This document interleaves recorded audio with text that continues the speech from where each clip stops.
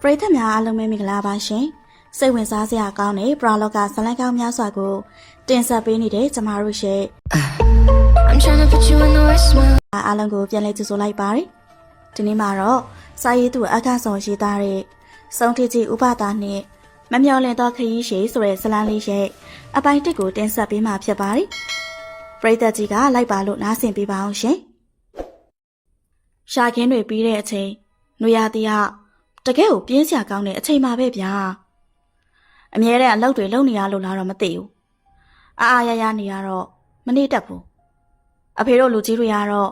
ရှေးလာမှာကြားရောက်တော့မဲ့အခါရင်းအတွက်တိုင်ပင်ဆွေးနွေးကြတယ်တကူလားဆိုရင်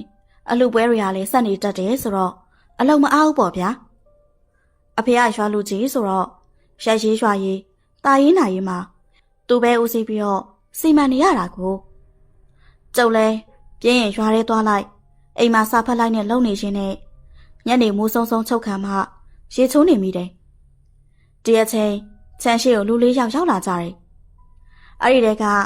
လူလက်ပိုင်းတယောက်ကကျုပ်ကိုကြည့်ပြီးတော့ညီလေးအိမ်ထဲမှာတကြီးရှိလားမရှိဘူးဗျရွာထဲထွက်သွားတယ်ထင်တယ်အဖေနဲ့တွေ့ကြရင်တော့ခဏစောင့်နေလိုက်ပါထမင်းစားချိန်နီးပြီဆိုရင်တော့အဖေပြန်လာပါလိမ့်မယ်အားလုံးကယောက်ျားသားတွေကြီးပဲဗျတယောက်ကတော့အသက်40-50လောက်ရှိမယ်ကျန်တဲ့3ယောက်ကတော့အသက်20ကျော်30အရွယ်တွေပဲဝတ်ထားစားထားတာတွေကလည်းကာကီရောင်အင်ဂျီတွေတော်ရင်ဆောင်တဲ့အုတ်ထုပ်စစ်ဖက်နှက်တွေနဲ့ဆိုတော့ဒီလူတွေကြည့်ရတာစစ်သားလိုဘာလို့ပဲဗျနောက်ဆုံးကတယောက်ကတော့တနက်ကြီးလွယ်လို့ဗျဒါနဲ့ကျုပ်လဲရေတောင်ဆက်မချိုးတော့ပဲနဲ့ဒီလူတွေအနောက်ကပြေးလိုက်လာခဲ့တယ်လေကားပေါ်ကနေလေးလေးတချွန်ချွန်နဲ့ဆင်းလာတဲ့အကိုကြီးကဒီလူတွေကိုတွေ့သွားတာလန့်သွားတယ်လေကားပေါ်ပဲပြန်ပြေးတက်ရမလို့အောက်ပဲဆင်းရမလို့နဲ့ဖြစ်နေတယ်ဒီလူတွေကအဖေထိုင်လေးရှိတဲ့ခုံကလေးမှာဝင်ထိုင်ကြတယ်အငယ်မတွေဆိုရင်လေသူတို့အခန်းထဲဝင်ပြေးတော့တာပဲဟိုလူကတနက်ကြီးကင်ထားတယ်မဟုတ်လားကျုံမရေဆိုပစိုးကြီးနဲ့မိဖို့ချောင်းနဲ့ပြေးဝင်လိုက်ရတယ်အမေရေပြဿနာတော့တက်ပြီဗျဟဲ့အလက်ကဘာဖြစ်လာတာလဲအိမ်ထဲကိုတနက်ကင်ထားတဲ့လူတွေဝင်လာကြတယ်ဟင်သူတို့ကဘသူတွေပဲဝါရီလဲမသိဘူးလေဗျအဖေနဲ့တွေ့ကျင်လို့တယ်ဗျတောက်ကျိုးတော့နဲပါပြီအလက်ကောင်ရဲ့တနက်တွေနဲ့ဆိုတော့မဟုတ်မှလွယ်ရောဓမြတွေများလားတလောကထောက်ရှာရိုးရွာတကြီးကဓမြခိုင်းရလူတွေဖမ်းဆီးပေးလိုက်တယ်ဆိုလို့ဓမြတွေကအိမ်အထိလာပြီးတော့တနက်နဲ့ပြစ်တက်သွားတယ်မဟုတ်လားအမေကလည်းဗျာအဖေကဓမြခိုင်းကိုဖမ်းပေးဖို့တာမှမဟုတ်တာဟဲ့အလက်ကောင်နင့်ပထွေးဓမြတွေကလက်ရှားနေတာဟဲ့ငါတို့တော့ငါးပါးမောက်ပြီးနဲ့တိုးပါတယ်ဟာအမေကလူကြီးပဲဗျာအမေထွက်တွေ့လိုက်ပေါ့အေးအိမ်ထဲအထိရောက်လာပြီဆိုမှတော့ဘယ်တက်နိုင်ပါမလဲသူတို့တောင်းပန်ကြည့်ရမှာပေါ့အမေကမိဖို့ချောင်းနဲ့ထွက်သွားတယ်ကျုပ်လည်းအမေနောက်ကနေကုတ်ချောင်းချောင်းနဲ့လိုက်လာခဲ့တယ်အကိုကြီးဆိုရင်လှေကားပေါ်မှာငုတ်တုတ်ထိုင်နေတယ်ဟိုလူတွေကတော့အေးအေးဆေးဆေးပဲဗျာစပွဲပေါ်တင်ထားတဲ့ရင်နွေးချမ်းအိုးတွေကနေရင်နွေးတွေငှက်ပြီးတော့တောက်နေကြတယ်ဟိုလေမောင်ရှင်တို့ကဘာကိစ္စရှိလို့တကြီးနဲ့တွေ့ကြရတာလေကွအမေအတန်တွေကကြောက်စိတ်ကြောင့်တုံတုံရှင်းရှင်းဖြစ်နေတယ်ကျွန်တော်တို့ကဘာသာရကပါတကြီးပါမောင်နဲ့တွေ့ကြလို့လာတာပါအမေကမပြောမဆိုနဲ့မြေပြင်မှာဒူးထောက်ထိုင်ချလိုက်ပြီးတော့လက်အုပ်ချီလိုက်တယ်အတော်တောင်းမှမာတယ်မောင်ရှင်တို့ရဲ့အတော်ယောက်ျားကိုမတတ်ပါနဲ့နော်သူကလူရိုးလူမှန်ကြီးပါရိုးလုံးမှန်လုံးလို့ခတ်နေရပါကျေးဇူးပြုတ်ပြီးတော့သူ့ကိုမတတ်ပါနဲ့နော်အမေကကျုပ်ကိုလှည့်ကြည့်ပြီးတော့ဟဲ့အလက်ကောင်ဘာလုပ်နေရလဲနေလဲဝိုင်းပြီးတော့တောင်းမှန်လေကျုပ်လည်းဘူးမသိဖားမသိနဲ့မြေပေါ်မှာစောင်းကြောက်ထိုင်ချလိုက်ပြီးတော့လက်အုပ်ချီလိုက်တယ်ကိုရင်ဘွားကထွက်ထားတာမကြသေးတော့ဖះရှိခွေထိုင်နေကြအတိုင်းထိုင်ချမိလိုက်တာပေါ့ဗျာဟုတ်ပါတယ်အကိုတို့ရဲ့အဖေကိုမတတ်ပါနဲ့အဖေကတမကြားတယ်သူပါသူများတွေပြောတာမယုံပါနဲ့နော်ဟိုလူတွေကတရားမျက်နှာတယောက်ကြည့်ပြီးတော့တိုင်ပင်နေကြတယ်လို့ပဲဗျတနက်ကင်ထားတဲ့သူကမတ်တက်ထားချက်လိုက်ပြီးတော့ဒါဆိုရင်လေအတော့လို့ပဲပြောရသည်အမေကငဲတန်းပအောင်အော်ပြီးတော့လက်နှစ်ဖက်ကိုမိုးပေါ်မြောက်ထားလိုက်တယ်မလောက်ပါနဲ့ကျမကိုလည်းမတတ်ပါနဲ့တော့အဲ့ဒီအချိန်အဖေကခြံထဲကိုဝင်လာတယ်မြေပြင်ပေါ်မှာဒူးထောက်ပြီးလက်မြောက်နေတဲ့အမေနဲ့စောင်းကြောင်ထိုင်ထားပြီး လက်အုပ်ချထားတဲ့ကျုပ်ကိုတွေ့လိုက်တော့ထူးဆန်းသွားပုံရှာတယ်။အဖေကအိမ်ဘက်ကိုရှောက်လာတော့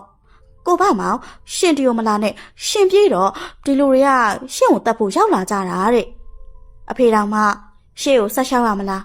အနောက်ပဲပြန်လှည့်ပြေးရမလားဆိုပြီးတော့တွေးဟဖြစ်သွားတယ်။ဒီအခါအသက်40လောက်ရှိတဲ့လူကြီးကခမည်းတော်အထင်မှားနေကြပါပြီဗျာ။ကျုပ်တို့ကတကြီးကိုတတ်ဖို့အတွက်လာခဲ့တာမဟုတ်ပါဘူးဗျ။အမေကပြူတူပြတဲ့နဲ့ဒါဆိုရင်ကျမကိုတတ်ဖို့လာခဲ့တာပေါ့နော်။ကျုပ်ပြောတာကိုလည်းစောင့်အောင်နားထောင်ပါဦးဗျာ။ကျုပ်တို့ကဘယ်သူ့မှတတ်ဖို့လာခဲ့တာမဟုတ်ပါဘူး။နေပါဦးခမည်းတော်ကိုကျုပ်တို့ကတတ်ဖို့လာတာလို့ဘယ်သူကပြောတာလဲ။ကျုပ်လည်းမတက်ရက်လိုက်ပြီးတော့ခမည်းတော်ပဲဘာသာရတွေဆိုဗျ။ဟုတ်တယ်လေ။ဘာသာရဆိုတာဘာကပတွေနဲ့အတူတူပဲမဟုတ်လား။ဟာဗျာခမည်းတော်ကတော့လွဲနေပြီ။ဘာသာရဆိုတာဘူမိဗေဒလေးလာရှိနေဓာတ်တထုရှာဖွေရေးအဖွဲ့အဲ့ဒါကိုပြောတာဗျဘယ်ကဘာကပတွေဆွဲထက်လာတာလဲဗျအော်မသိပါဘူးဒါနဲ့တနက်ကြီးတွေလည်းပါတယ်ဆိုတော့ဓမြတွေလားဘာကပတွေလားလို့ထင်လိုက်မိတာပါအမေကကျုပ်တို့ပြောတာကိုကြီးကြီးကြောင်ကြီးလိုက်ကြည့်နေတယ်ကျုပ်လည်းအမေလက်ကိုဆွဲလိုက်ပြီးတော့အမေထတော့သူတို့ကအဖေကိုတတ်ဖို့လာတာမဟုတ်ပါဘူးဗျအမေကိုလည်းမတတ်ပါဘူးဒီတော့မှအမေကထနိုင်တယ်ဗျဒါတောင်မှသူ့တို့တွေကတုံနေသေးတယ်ကျုပ်ဖြစ်အမေကိုကြည့်ပြီးတော့ခွက်ထိုးခွက်လန်ရှည်ချင်လိုက်တာဗျဟိုလူတွေရှိနေလို့သားပေါ့မင်းတို့ကတော်တော်အတွေးခေါင်တဲ့လူတွေပဲကွအဖေကခုံတန်းမှာဝင်ထိုင်လိုက်တယ်ခမည်းတော်ဘာသာရဟာဆိုတော့ဥမောင်နေဆိုတာခမည်းပဲဖြစ်မယ်ထင်တယ်အဖေကအဲ့ဒီလူတွေတဲကအသက်ကြီးလူကြီးကိုပြောလိုက်တယ်ဟိုလူကြီးကခေါင်းငိတ်ရှင်းနဲ့တကြီးကကျုပ်နာမည်ကိုတောင်သိနေရလားသိတာပေါ့ဗျာသိဆိုရင်ခမည်းဥဆောင်တဲ့ဘာသာရအဖွဲ့က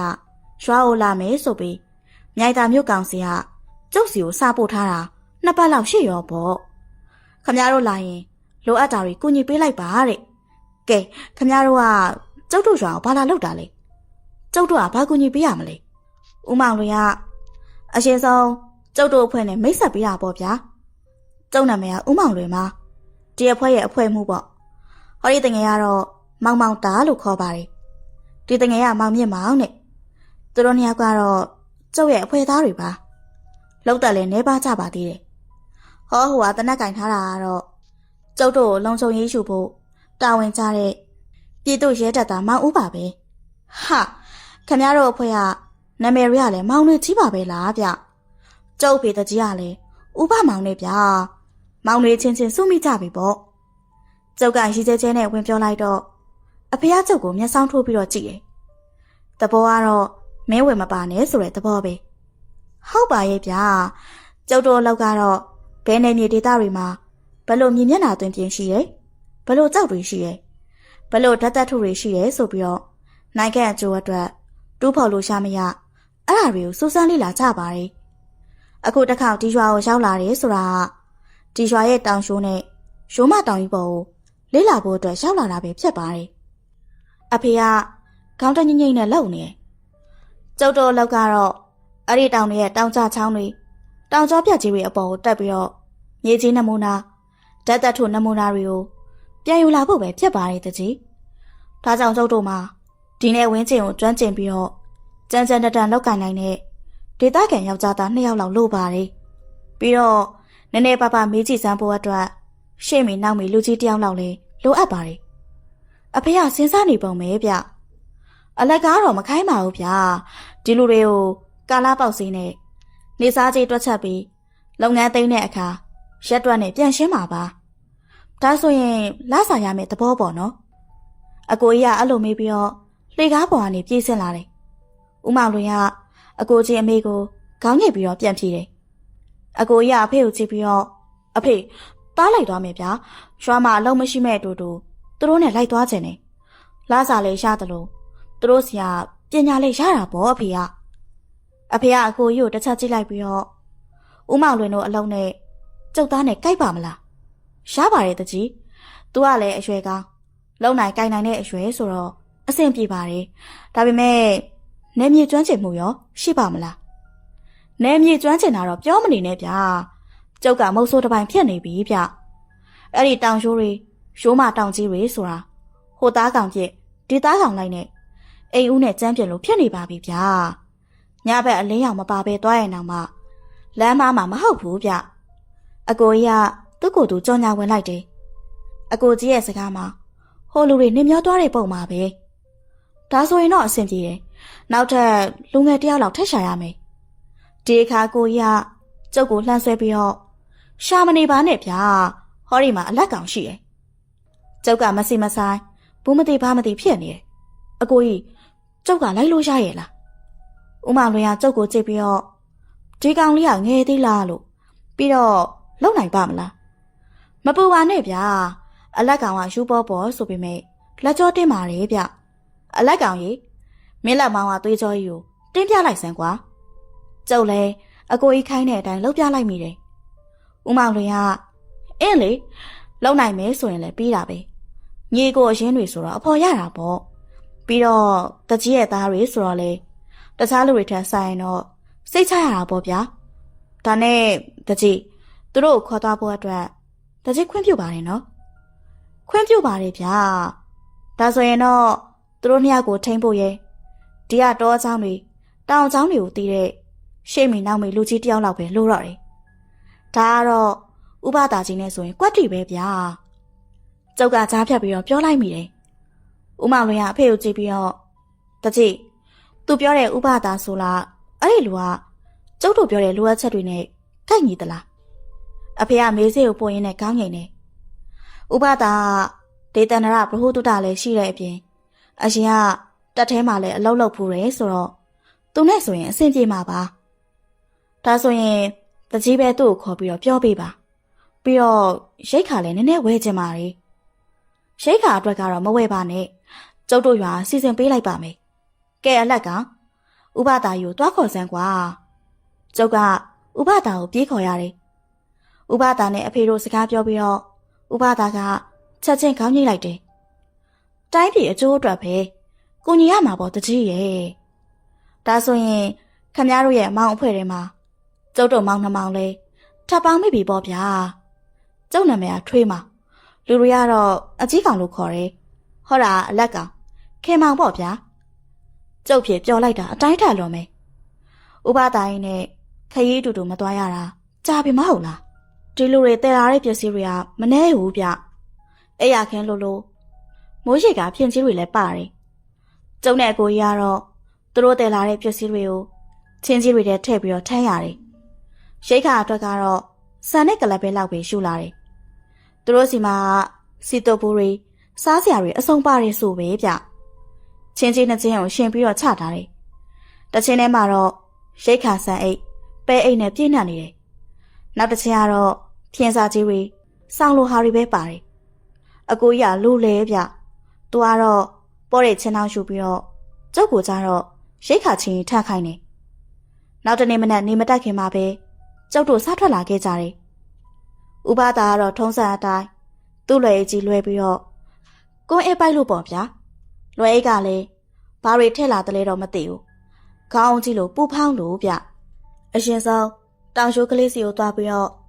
တောင်ရှိုးအောက်ဘက်ကစမ်းချောင်းကလေးအတိုင်းလှမ်းလျှောက်လာခဲ့ကြတယ်ဒီစမ်းချောင်းလေးကဟိုးရိုးမတောင်ကြီးပေါ်ကနေမြစ်ဖြားခံပြီးစီးဆင်းလာတဲ့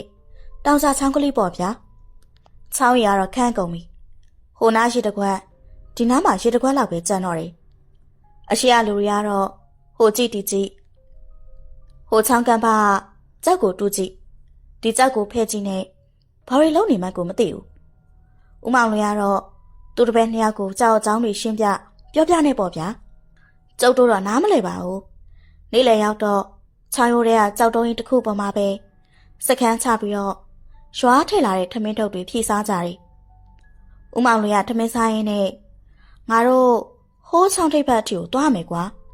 အဲ့ဒီမှာနမူနာတွေရတော့မှချောင်းရိုးအတိုင်းပြန်ဆင်းလာကြမယ်ရွာနဲ့နီးတဲ့နေရာတွေကိုတော့နောက်မှသွားမယ်ဒီကနေနမူနာတွေယူပြီးသွားရင်ဟိုးချောင်းရိုးထိပ်ဘက်ရောက်တော့ငါတို့လေးနေမယ်ကွာဆရာကြီးပြောတာဟုတ်တယ်လမ်းမှာတွေ့တဲ့ကြောက်သားနမူနာတွေကိုမှတ်သားထားခဲ့ကြ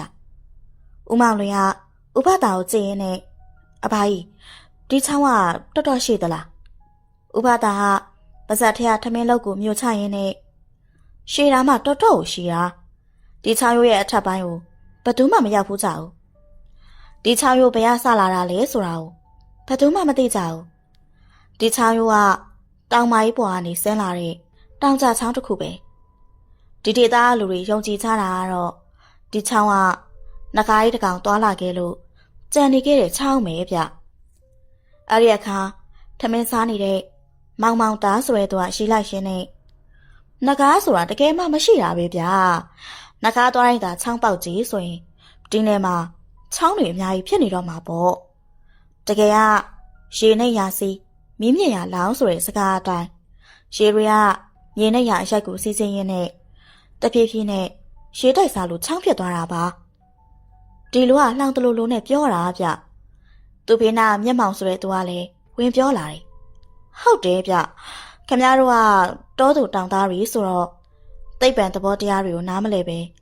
မဖြစ်နိုင်တဲ့ယုံနှံစကားတွေကိုယုံနေကြတာကိုအဲ့ဒါဘာလို့လဲဆိုတော့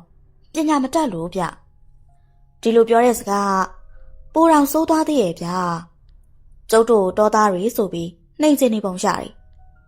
ဥပဒါမျက်နှာခက်တန်းတန်းဖြစ်သွားပြီးတော့စင်သွားရင်လမ်းဖြစ်နဂါးသွားရင်ချောင်းဖြစ်တဲ့မောင်ရှင်တို့ရဲ့နဂါးနေရာအနှံ့ကိုသွားနေရမှာမဟုတ်တာသူ့အတိုက်ကိုအဝင်တလန်းအထွက်တလန်းပဲထားတာ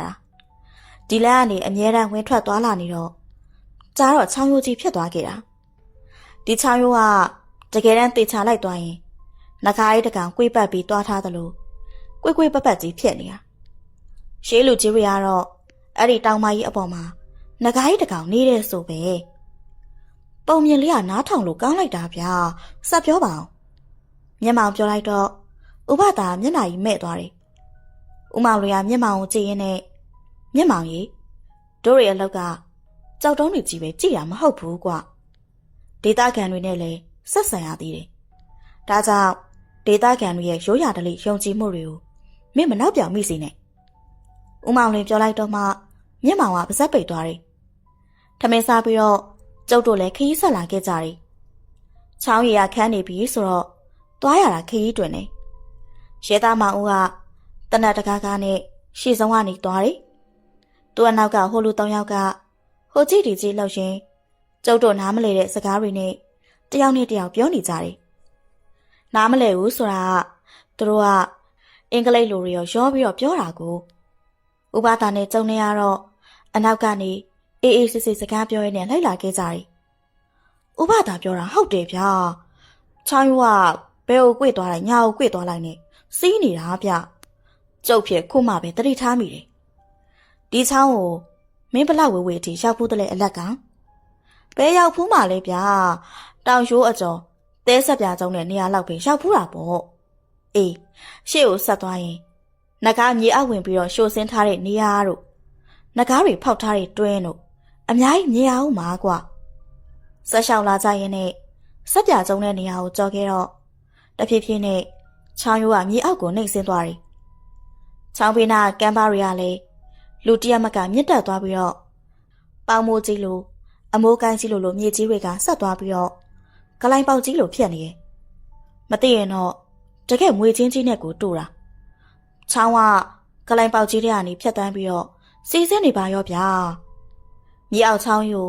ဥမောင်လင်းတို့တွေလည်းတော်တော်ထူးဆန်းနေကြတယ်မြေအောက်ဂလိုင်းကြီးထဲမှာအလင်းရောင်တေချာမမြင်ရပေနဲ့မှုံဝါးဝါးနဲ့ဖြစ်နေတယ်တနေရာအောင်ရောက်တော့အရှိဆုံးကသွားတဲ့ရဲသားမောင်ဦးကိုဥပဒါလှမ်းអော်လိုက်တယ်မောင်ဦးရေရက်လိုက်ဟိရဲသားမောင်ဦးလှမ်းနေတဲ့ခြေလမ်းတွေကတန့်သွားတယ်ဥမောင်လင်းတို့ကဥပဒါကိုလှည့်ကြည့်ပြီးတော့ဘာဖြစ်လို့လဲအဘအဲ့ဒီအရှိမနဂါးတွင်လို့ခေါ်တယ်တွင်းနေရှိတယ်အဲ့ဒီတွင်းတွေကိုနဂါးတွေကဖောက်သွားတယ်လို့ပြောတယ်ဒီတွင်းတွေကအဆုံးစားမဲ့အောင်နှက်ဆိုင်ကြတယ်လူသားကျသွားလို့ကတော့ပြန်တက်လာနိုင်မှာမဟုတ်ဘူးဥမောင်လွင်ကဓမီကိုထုတ်လိုက်တယ်ဓမီကလေးတွေကခေါင်းမှာတက်လို့ရတဲ့တိုင်းကျိုးလေးတွေပါရဲဗျာဓမီတွေဖွင့်ပြီးကြည့်လိုက်တော့မှရဲသားမောင်ဦးရဲ့အရှိတလန်းနှစ်လန်းလောက်အကွာမှာတွင်းကြီးတွင်းကိုတွေးလိုက်ရတယ်ဗျရဲသားမောင်ဦးဆိုရင်လန့်ပြီးတော့အနောက်ကို3လန်းလောက်ဆုပ်လိုက်တယ်တွင်းကလူကြီးတကူလောက်ပဲကျဲတယ်ဗျအထဲမှာလည်းရေတွေအပြည့်နဲ့ ချောင်းရဲ့အောက်ခံကြောက်သားပေါ်မှာဖြစ်နေတဲ့တွင်းမေဦးမောင်လွင်တို့လူတက်စုလဲတွင်းပေးမှာထိုင်လိုက်ကြတယ်ဆရာကြီးဒါပါတွင်းနေလေဦးမောင်လွင်ကတွင်းုံတိတိချာချာကင်တွေကြည့်နေတယ်တွင်းပေးနေရံတွေကတခုခုနဲ့ပွတ်တိုက်ထားသလိုပြောင်းချောနေရပဲဗျာရေတိုက်စားလို့ဖြစ်တဲ့တွင်းဖြစ်မယ်ထင်တယ်နော်ဆရာကြီးဒါကတော့ငါလည်းမပြောတတ်ဘူးရေတိုက်စားတာဒီလိုအနက်ကြီးဖြစ်ပါမလားငါအထင်တော့မြင်းမျက်နှာတွင်ပြင်ထူချပြီးတော့တဘာဝအတိုင်းဖြစ်ပေါ်နေတဲ့တွင်းနေဖြစ်မယ်ကွာအဘာကြီးကတော့ငကားတွင်းလို့ပြောတယ်အဲ့ဒါရောဟုတ်ပါမလားမြင့်မောင်ရဲ့အမေကိုဦးမောင်တွေကဘာမှပြတ်မဖြစ်ဘူးမောင်မောင်တာကတော့ဒီတွင်းတွေကအဆောင်အစားမရှိအောင်နှက်တယ်ဆိုတာရောဖြစ်နိုင်ပါမလားခဲလူငယ်နှစ်ယောက်ကတော့ရှုံးချင်ပုံမရဘူးကဲငါတို့ဆက်သွားကြစို့ဟိမသွားဘူးဆရာကြီးဒီငကားတွင်းတွေကတကယ်ပဲအဆောင်အစားမရှိဘူးလားဆိုတာကျွန်တော်တို့စမ်းသပ်ကြည့်ချင်သေးတယ်ဦးမောင်လွင်ကပတ်ဝန်းကျင်ကိုကြည့်လိုက်ပြီးတော့ငါတို့ခရီးဖင့်နေမယ်ကွာလာစမ်းပါကွာဒါရီကအရေးမကြီးပါဘူးမျက်မှောင်ကမကျေနပ်သေးဘူးကျွန်တော်အတွက်တော့အရေးကြီးတယ်ဆရာကြီးဒီတွင်းကငကားဖောက်ထားတဲ့တွင်းဆိုတာလုံးဝမဖြစ်နိုင်ဘူးအဆရှိရင်အဆောင်ရှိရမှာပဲအဲ့ဒီအဆောင်ကိုကျွန်တော်ရှာခြင်းတယ်ဒီတွင်းကငကားတွင်းမဟုတ်ဘူးဆိုတာကိုလေဒီဒေသခံတွေကိုတက်တည်ပြခြင်းတယ်ဟာမင်းတို့ကဘလို့လောက်ကြမလို့လဲကျွန်တော်တို့မှာကျိုးတွေပါတာပဲဆရာကြီးကျိုးထိတ်မှာကြောက်တုံးချိပြီးတော့ဒီတွင်းထဲကိုချကြည့်မယ်ဗျာတကယ်လို့ကျိုးကဆက်ကြမသွားပဲရက်တန့်သွားတယ်ဆိုရင်အောက်ကကျမ်းပြင်နဲ့ထိနေပြီပေါ့မကြပါဘူးဆရာကြီးဟာအလွန်ဆုံးကြရင်15မိနစ်ပေါ့ဦးမောင်လွင်ကလည်းတပည့်နှစ်ဦးအပြောကိုလက်ခံလိုက်တယ်မောင်မောင်တာကကြောက်တုံးခက်ကြီးကြီးတုံးကိုယူပြီးတော့ကျိုးထိတ်မှာချိနှောင်းနေတယ်ဦးမောင်လွင်ကဥပဒါအနာတိုးကပ်လာပြီးတော့ဒီတွင်းတွေကငကားတွင်းတွေဆိုတော့ဒီတွင်းနဲ့ပတ်သက်တဲ့အယူဆတွေရှိမှာပေါ့နော်အဖသိရှိတာပေါ့လူတွေပြောကြတာကတော့မြေအောက်မှာပင်လယ်ကြီးတစ်ခုရှိတယ်လို့ပြောတယ်ငကားတွေကတနေရာနဲ့တနေရာသွားချင်အဲ့ဒီမြေအောက်ပင်လယ်ကနေကူးခတ်လာပြီးကိုယ်လိုရှိတဲ့နေရာရောက်တဲ့အခါမြေပေါ်ဖောက်တက်ကြတယ်လို့ဆိုတယ်အဲ့ဒီအခါဒီလိုတွင်းကြီးတွေဖြစ်ကြံခဲ့တယ်ဒါဆိုရင်ရှေးအယူအဆအရဒီတွင်းကြီးတွေကမြေအောက်ရှင်နဲ့တနည်းတစ်ပုံဆက်ဆက်နေရဆိုတဲ့သဘောပေါ့ဒါနဲ့ငကားတွေကမိုးပေါ်ပြန်နိုင်နေမဟုတ်လားဘလို့ဖြစ်လို့မြေအောက်ကနေလာရလဲငကားမှလည်းအမျိုးအစားအမျိုးမျိုးရှိတယ်ငကားချင်းတူပေမဲ့တကိုးစွမ်းရင်ကလည်းတယောက်နဲ့တယောက်မတူကြဘူးပြီးတော့တနေရာကိုသွားတဲ့အခါမှာကိုယ်အစဉ်ပြေရနီးလက်နဲ့သွားကြပုံပဲကျုပ်တို့လူတွေလိုပေါ့ဗျာဥပမာရန်ကုန်ကနေမန္တလေးကိုရထားစီးပြီးသွားတဲ့သူလည်းရှိမယ်ကားစီးသွားတဲ့သူလည်းရှိမယ်ကိုပိုင်ကားနဲ့သွားတဲ့လူလည်းရှိမှာပေါ့တက်နိုင်တဲ့လူကြတော့လေရင်စီးရင်စီးမယ်မဟုတ်ဘူးလားဒီလိုပဲကိုအစဉ်ပြရာအတိုင်းသွားကြတာပဲဦးမောင်လွင်ရဲ့ဦးမောင်လွင်ကခေါင်းညိတ်ပြီးတော့ဟုတ်ပါတယ်အဘပြောတာကိုကြုတ်လက်ခံပါတယ်ကျွန်တော်တို့ကတော့လက်မခံဘူးပြို့အခုပဲတွင်းထဲကိုကြိုးချကြည့်တော့မယ်ဒီကြိုးကပေ300ရှိတယ်ဆရာကြီးမောင်မောင်တာနဲ့မြင့်မောင်နဲ့ကကျိုးကိုချကြည့်တယ်ကျုပ်တို့တွေလည်းစိတ်ဝင်စားလို့ဘေးနားကနေဝိုင်းကြည့်နေတာပေါ့အဘကျုပ်တို့ဒီလိုလုပ်လို့အဘအတွက်အနှောက်အယှက်မဖြစ်ပါဘူးနော်ဘာမှမဖြစ်ပါဘူးလူငယ်ဆိုတာလေးလာစူးစမ်းနေတာသဘောတဘာဝပဲမဟုတ်လားလူဆိုတာကိုယ်တိုင်လေးလာစူးစမ်းပြီးမှလက်ခံယုံကြည်ကြတဲ့အမျိုးကိုဗျဥပဒါရှိကျဲကျဲနဲ့ပြောလိုက်ရင်နဲ့ကုန်းအစ်ကြီးဖွင့်လို့ကုန်းရစားနေတယ်ပေ300ရှိတဲ့ကျုပ်ခွေကမျက်စိအောက်မှာရင်မဲအောက်ကိုခက်မြင်မြန်လျှော့ကြပြီးကုံသွားတော့တယ်မျက်မှောင်ကကျိုးစွန်ဆွဲထားလို့သာတွင်းထဲကိုကြာမသွားတာပြုတ်ပေ300ရှိတဲ့ကျိုးတော်မှတပေ2ပေပဲကျန်နေဆိုရင်ဒီတွင်းကပေ300ထက်နှက်တဲ့ပုံပဲမျက်မှောင်ကတိတ်တော့မကျေနပ်သေးဘူးမောင်မောင်တာငါ့ကိုနောက်ထပ်ကျိုးခွေတစ်ခွေပေးစမ်းကွာမောင်မောင်တာကျိုးခွေတစ်ခွေထပ်ယူလာပြီးတော့ထပ်ဆက်တယ်ပြီးတော့ဆက်ကြတယ်အဲ့ဒီကျိုးခွေလဲခဏအတွင်းမှာပဲကုန်သွားတယ်ငါ့ကိုကျိုးထပ်ပေးပါအောင်မျက်မှောင်တိုးယူလာတဲ့ကျိုး3ခွေတွေကပေ300ခွေကုန်သွားပြီကွာနောက်တစ်ခွေကပေ150ပဲရှိတယ်ပေးမှသာပေးစမ်းကွာမောင်မောင်တာရာငါစမ်းကြည့်ချင်လို့ပါပေ150ကျိုးခွေကိုလဲထပ်ဆက်လိုက်ကြတယ်အဲ့ဒီကျိုးခွေကလည်းတခါတည်းကုန်တာပဲငါတို့မှကျိုးကုန်ပြီမျက်မှောင်ရ ပေ950တောင်မှအဆုံးမရှိသေးဘူးဆိုရင်ဒီတွင်းထဲကိုလူကြသွားလို့ကတော့ပြန်တက်လာဖို့ခဲရဲမှာပဲကွာကျိုးကိုပြန်ဆွဲတင်လိုက်တော့ကွာအခုမှမြင့်မောင်လဲနည်းနည်းယုံကျင်သွားတယ်ဒါနဲ့ကျိုးကိုပြန်ဆွဲရင်းနဲ့10ပေလောက်ဆွဲထုတ်အပြီးမှတော့ကျိုးကတခုခုနဲ့ချိတ်မိတယ်လို့မျိုးတန့်ကနေရက်သွားတယ်မြင့်မောင်ကကျိုးကိုအားနဲ့ဆောင်းဆွဲပေမဲ့ကျိုးကဆက်တက်မလာတော့ဘူးဟာအောက်ကကြောက်တုံးတစ်ခုခုနဲ့ချိတ်မိနေရများလားအေးဖြစ်နိုင်တယ်ကွာလာကွာတို့နှစ်ယောက်တူတူဆွဲကြည့်အောင်မြင့်မောင်နဲ့မမောင်တာနဲ့ကျိုးကိုနှစ်ယောက်ဝိုင်းဆွဲကြတယ်သူတို့နှစ်ယောက်အားနဲ့ဆွဲတော့ကျိုးကအပေါ်တဖြည်းဖြည်းတက်လာတယ်ဒါပေမဲ့3ပေလောက်တက်ပြီးတော့တစ်ခါပြန်ပြီးတန့်သွားတယ်ဘာဖြစ်နေလဲမသိပါဘူးကွာမြင့်မောင်ကညှဉ်းညူလိုက်တယ်ဗျာဥပဒါသူတို့နှစ်ယောက်ကိုကြည့်ပြီးမျက်လုံးပြူမျက်စံပြူနဲ့ဟိတ်မင်းတို့ကျိုးကိုလက်လွတ်လိုက်ကြတော့အဲ့ဒါအောက်ကငကားကြီးကဆွဲနေတာကွာဟာဗျာကျိုးကမှဆွဲမရပါဘူးဆိုမှအဘာကြီးကတမငကားကဆွဲတာဖြစ်နိုင်ပါမလားဗျကျိုးထိတ်ကကြောက်တုံးနဲ့တွင်းအောက်ကတခုခုနဲ့ညှိနေတာဖြစ်မှာပါမြင့်မောင်နဲ့မမောင်တာဝိုင်းဆွဲကြတယ်ရဲသားမောင်ဦးကပါတနက်ကိုဘေးနားမှာချထားပြီးတော့3ယောက်သားဝိုင်းဆွဲတယ်ကျိုးကအပေါ်တက်လာလိုက်ပြန်ပြီးတော့ဆင်းသွားလိုက်နဲ့သူတို့ကိုကြည့်ရတာလွန်ဆွဲပွဲတစ်ခုနဲ့တောင်မှစင်တူနေရဲ့ဗျာဥပဒါခေါင်းခိုင်ရင်းနဲ့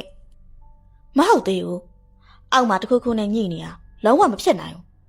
ဒီလိုညှိနေတာဆိုရင်ကျိုးကတက်လိုက်ဆန်လိုက်ဖြစ်နေပါမလားကွာဥပဒါပြောလို့တာမဆုံးသေးဘူး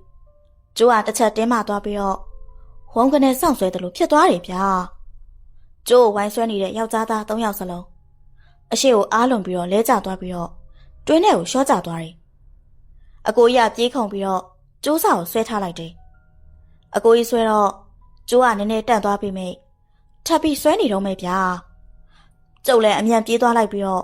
ကျိုးကိုဆောင်ဆွဲလိုက်တယ်အနားမှာလည်းကြောက်ထက်ကြီးတစ်ခုရှိနေရကြောင်းအဲ့ဒီကြောက်ထက်ကိုခြေကန်ပြီးတော့အသက်ကုန်ပြန်ဆောင်ဆွဲရတယ်ဗျာယောက်ျားသား9ယောက်ဆွဲရတာမှကျိုးကပြန်တက်မလာတဲ့အပြင်အောက်ကိုတဝုံဝုံနဲ့ဆောင်ဆွဲနေတာဗျအဲ့ဒီအချိန်ဦးမောင်လွင်ကပြေးဆင်းလာပြီးတော့သူ့ရဲ့တောခုတ်တဲ့ဓာတ်ကြီးနဲ့ကျိုးဆောင်ခုတ်ဖြတ်ထိလိုက်တော့မှ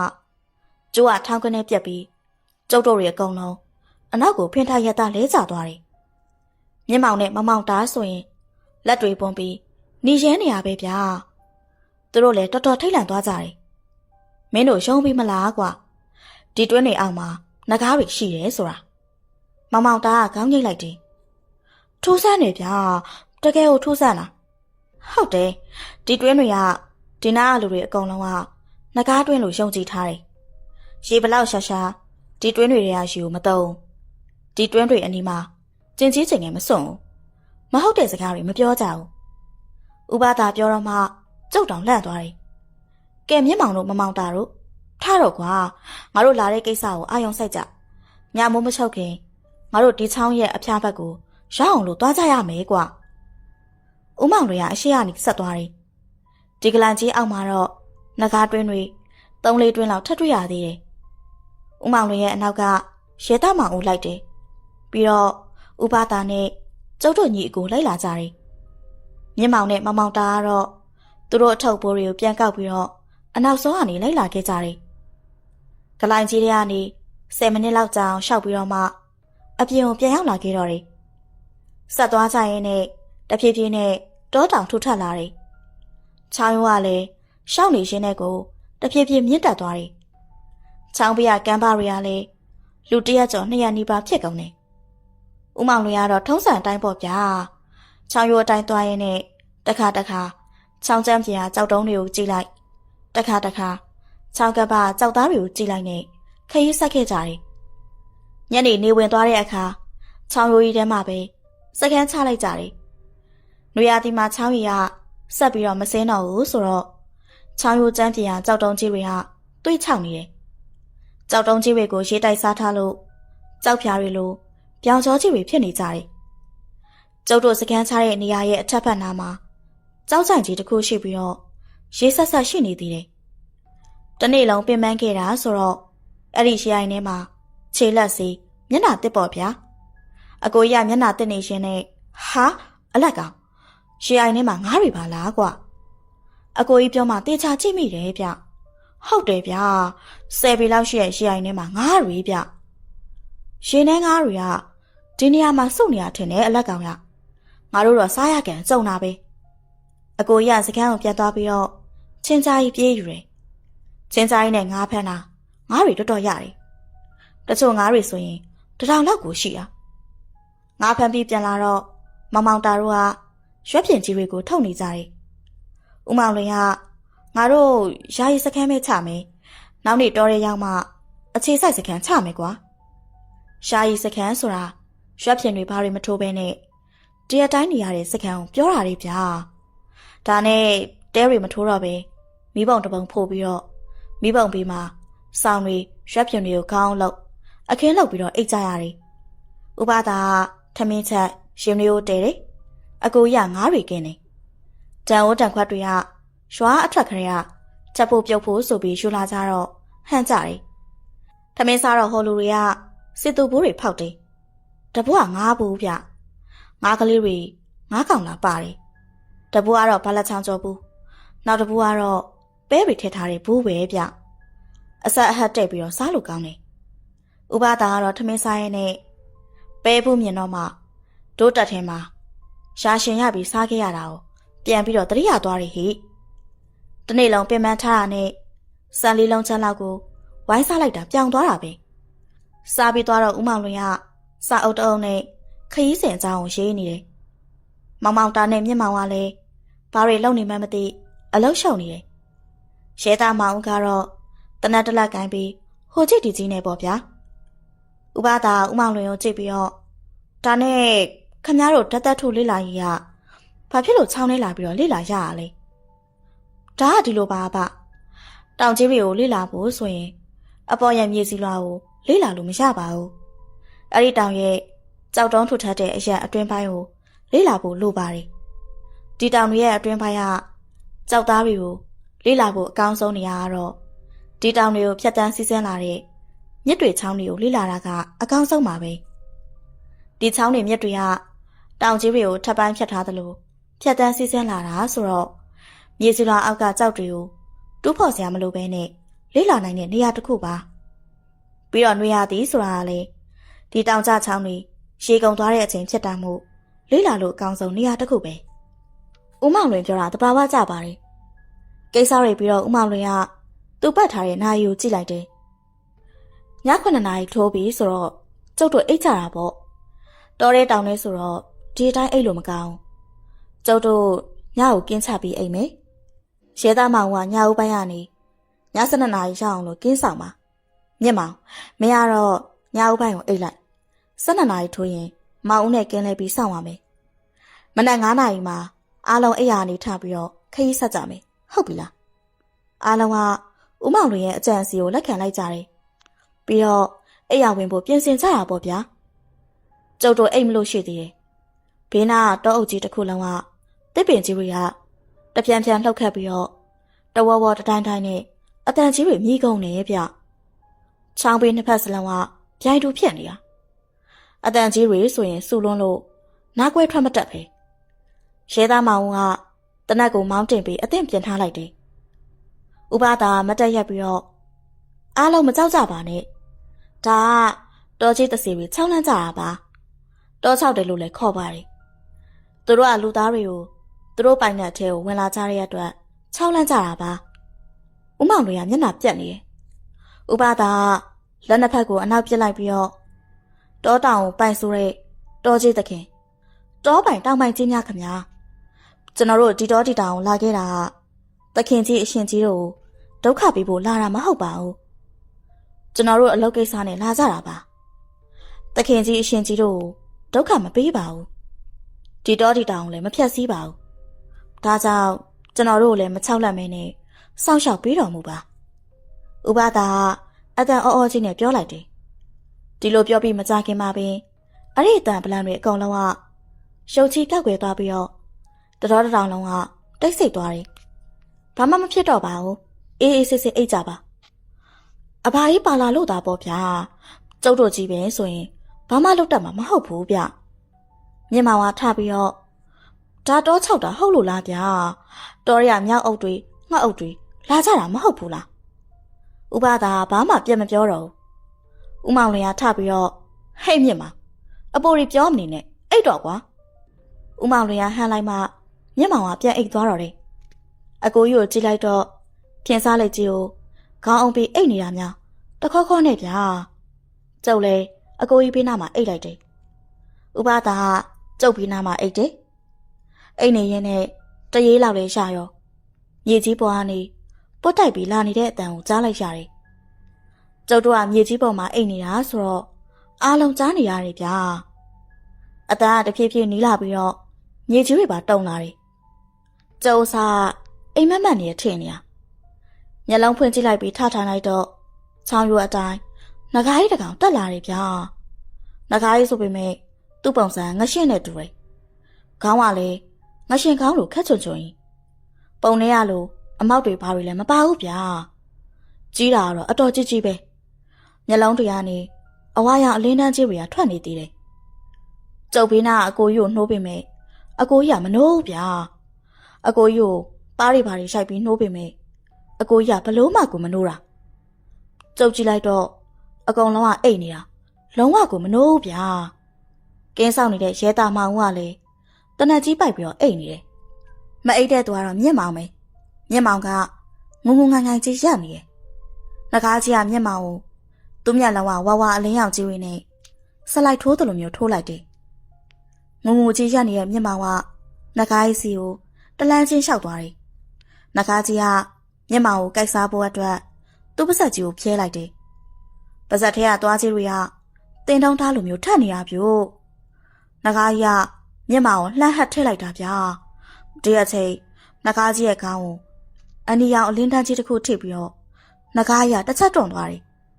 ကြည့်လိုက်တော့ဥပဒါကြီးဖြစ်နေတယ်ငကားကြီးမင်းဘာလုပ်တာလဲဘာလုပ်ရမလဲဒီကောင်ကိုငါစားမယ်ငါ့ကိုစော်ကားတဲ့ဒီကောင်ကိုငါစားမယ်တွင်းကိုကြောက်တုံးနဲ့ချတာကစော်ကားတာမဟုတ်ပါဘူးမင်းဘာသိလို့လဲဒီကောင်ကငါ့တွင်းထဲကိုကျိန်ငယ်စွန့်နေငါ့ကိုလေငကားကြီးရှိရင်ထွက်လာခဲ့ဆိုပြီးတော့စိတ်ခေါ်တယ်ကျုပ်တောင်လန့်သွားမိတယ်ကျုပ်ခုမှပြန်တွေးမိတယ်ဗျာဂလိုင်းထဲကထွက်လာတော့မြင့်မောင်နဲ့မမောင်သားတို့ကနောက်ဆုံးမှထွက်လာတာလေဗျာကျုပ်ထင်အဲ့ဒီအချိန်တုန်းကမြင့်မောင်ကဒီလိုလှုပ်လိုက်တယ်ထင်တာပဲသူ့ကိုမစားပါနဲ့လို့ငါမြစ်တာရက်ခံပါတယ်မရဘူးစားမှာပဲဒါဆိုရင်ငါအပေးရှူတစ်ခုလုပ်မယ်မင်းသူ့ကိုမစားပါနဲ့သူ့ကိုစားမယ်အစားငါ့ကိုစားစမ်းပါဟုတ်ပြီလားကျုပ်ကဥပဒါစီကိုပြေးသွားပြီးတော့ဥပဒါခမရဘာပြောတာလဲဗျာဥပဒါတိတ်လို့မဖြစ်ဘူးလေဗျာဥပဒါကကျုပ်ရှင်ဘက်ကိုတွန်းလှောက်လိုက်တယ်ဒီအချိန်ငကားကြီးကဥပဒါကိုတစ်ချက်တည်းဟတ်ထည့်လိုက်ပြီးတော့ပါဇက်ထဲဆွဲသွင်းလိုက်တယ်ပါဇက်ထဲရောက်တော့3-4ချက်လောက်ဝါးထည့်လိုက်တာသွေးရီဆိုတာရေပုံးနဲ့ပတ်လိုက်တယ်လို့မြေပေါ်ကိုစီးချလာခဲ့တယ်ငကားကြီးကကျိနေသွားတဲ့ပုံစံနဲ့တစ်ဖက်ကိုလှည့်ထွက်ဖို့လှုပ်လိုက်တဲ့အခါမှာခေါင်းကတဖြည်းဖြည်းခါရမ်းသွားတယ်။နောက်တော့ဘယ်ဘက်ကိုရှမ်းလိုက်ညာဘက်ကိုရှမ်းလိုက်နဲ့အမှုသမားလိုဖြစ်နေတယ်။ငကားကြီးကကြောက်ကမ်းပါးနှစ်ပေကကြောက်တုံးကြီးတွေနဲ့သူ့ခေါင်းကိုသူပြည့်ပြည့်ရိုက်တာတဖုံဖုံနဲ့ဗျာ။ငကားကြီးကလေချောင်းနဲ့တစ်ခုခုနေနေသလိုတခွေခွေနဲ့ဖြစ်သွားပြီးတော့ဝေါ့ကနေအန်ထုတ်လိုက်တာ။ဥပဒါကြီးကပါဇက်ထဲကနေပြန်ထွက်လာတယ်ဗျာသွေးတွေကငကားကြီးရဲ့ပါဇက်ထဲကနေစီးကြလို့ဥပဒါတကူလုံးလဲအကြည့်ချွဲတွေနဲ့ပြေးနှံ့နေတယ်ဟက်ကောင်ငကားမင်းငါ့ကိုစားချင်တယ်ဆိုကွာစားစမ်းမှာလာပြီးတော့စားစမ်းမှာကွာငကားရဥပဒါကိုတစ်ချက်ကြည့်ပြီးတော့ချောင်းရိုးအတိုင်းတဝဝနဲ့ဆင်းချသွားပါရောဗျာဥပဒါကအကြည့်ချွဲတွေကိုလက်နဲ့ပုတ်တက်ချနေဒီကောင်ကိုကြည့်ရတာငကားတွင်ကိုသေးသွားပန်းခဲ့ပုံပဲကွာမှန်တာပေါ့ဥပဒါရငကားကိုမယုံဘူးဆိုတဲ့ကောင်ကိုငကားကြီးနဲ့ပတ်ပင်းတွေ့စေခြင်းနဲ့ဗျာမလောက်ဆန်းတဲ့အလက်ကောင်ရသူတို့ကတာဝန်နဲ့လာတာကွာငကားတွေ့ပြီးဖျားသွားလို့အလုပ်ပြတ်သွားပါအောင်မေမြင်မောင်တယောက်ငုံငူကြီးရက်နေတော့မေစိမ့်နဲ့လူနဲ့လည်းကပ်ပုံမရဘူးသူ့ကိုငကားကညှို့ထားတာကွာဒီလူတွေအားလုံးကိုလည်းအိမ်မွေချထားတဲ့ပုံမေဥပဒါကမျက်မှောင်ပခုံးကိုလက်နဲ့ပုတ်လိုက်တော့မျက်မှောင်ကခွေကနေလဲကျသွားတယ် ဥပသားလည်းအဝတ်အစားတွေလဲပြီးတော့ခုနအကြည့်အချွဲတွေပေးနေတဲ့အဝတ်တွေကိုရေနဲ့စီကြောပြီးကြောက်တုံးပေါ်မှာတင်ထားလိုက်တယ်။အလတ်ကောင်မင်းလည်းပင်ပန်းလာတယ်မဟုတ်လား။အိတ်တော့ငါလည်းအိတ်တော့မယ်။ဥပသားကျုပ်ဘေးမှာလှဲချလိုက်ပြီးတော့ခွေခွေကလေးအိပ်ပျော်သွားတယ်ဗျာ။ဒီအချိန်ဘလို့ဖြစ်တယ်လဲမသိဘူး။ကျုံမျက်လုံးတွေမဖွင့်နိုင်တော့ဘဲနဲ့ကျုပ်အိပ်ပျော်သွားမိတယ်။မနက်မိုးလင်းလို့ဦးမောင်လည်းနှိုးမှပဲကျုံနှိုးသွားတယ်။မျက်မှောင်ကိုကြည့်ရတာညတော့ကအဖြစ်တွေကို